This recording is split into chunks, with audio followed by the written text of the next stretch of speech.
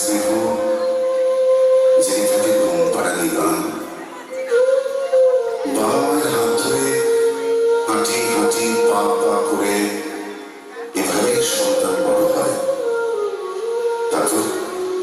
তারপর একদিন সেই সন্তান নিজের পায়ে দাঁড়ায়। জীবন জীবিকা তাদের নিয়ে যায় বাবা মায়ের থেকে অনেক দূরে। দৈত্য বাবা মাকে ঘিরে থাকে শূন্যতা আর একাকিত্ব। বাবা মায়ের ঠিকানা হয় বৃদ্ধাশ্রম।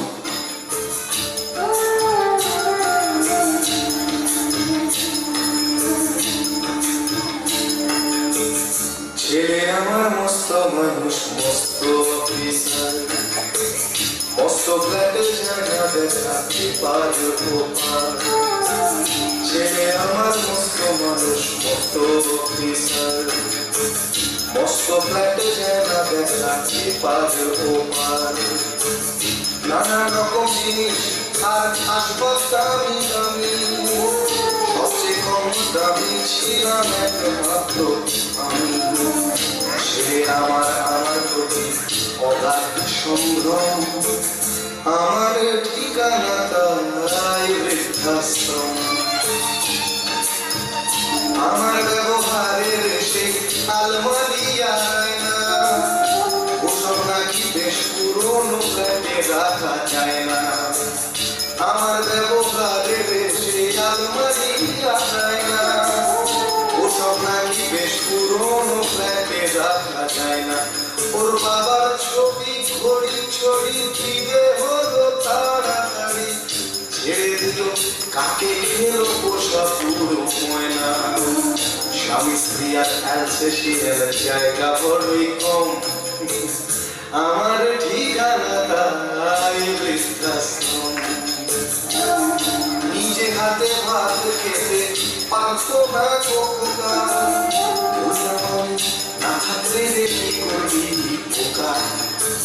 ঠোঁট ফুলিয়ে কাঁদতো খোকা আমার কথা শুনে, খোকা বোধহয় আর কানে কানে বুঝিলাম।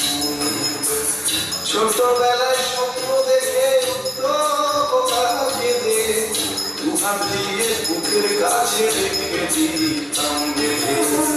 দুহাত আজও খোঁজে ভুলে যায় যে একদম, আমার ঠিকানা এখন বৃদ্ধাশ্রম।